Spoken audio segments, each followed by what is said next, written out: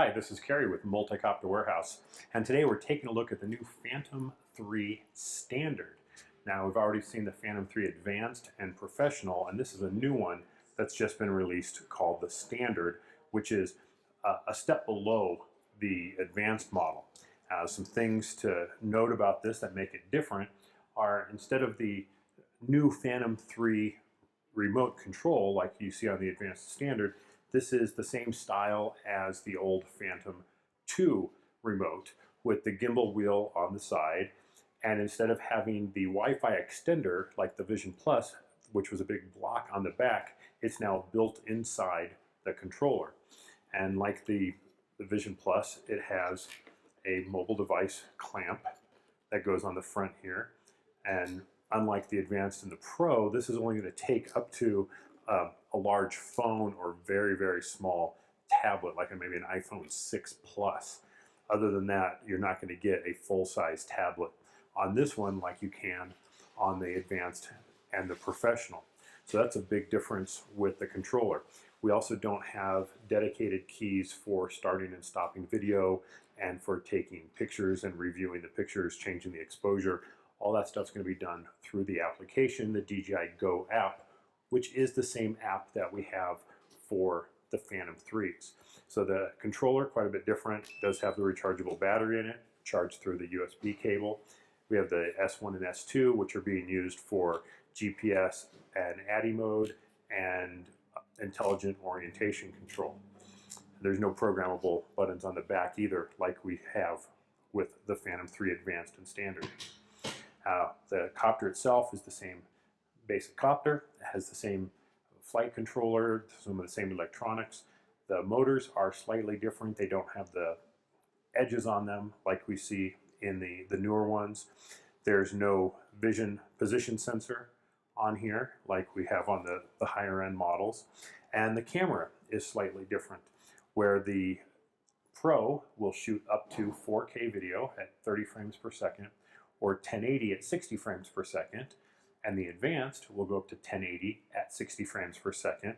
What we have here is 1080 at 30 frames per second or 2.7K at 30 frames per second. So while the Advanced can only go up to 1080 at 60, we actually do get a little bit better resolution because we can go up to 2.730, but we're limited at 30 frames per second on the 1080 as well. There's also no way to remove the outside edge of the camera like we can on the Advanced and the Pro, so we can't just unscrew this and screw on neutral density filters. So this is definitely aligning itself right into the consumer market, the hobbyist market, for guys who want to get started at a low price. This thing is only $799. It does fly really well because it's got all the latest technology in it for the flight controller, but where the Advanced and the Professional have GPS and the Russian GLONASS system, we only have GPS, so it's not as stable and reliable as we see with the higher end models, but it's still going to be a fantastic flyer. It still supports auto takeoff and auto land. It's just not going to be as precise with the return to home features. But having the DJI Go app as the standard across all of them, it does give you a lot of features. It does give you good resolution video on your display, which is a big step up from the Vision Plus. And we have some pretty decent range.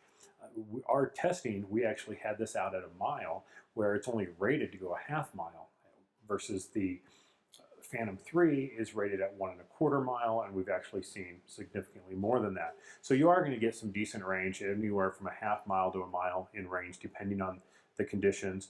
You are going to have a good camera on here that's taking some good quality video. You'll see some of the video here as we go along.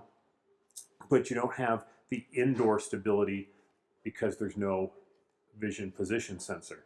So if there's a need for flying indoors in different situations, you definitely want to move up to the higher end models that have that vision position sensor on.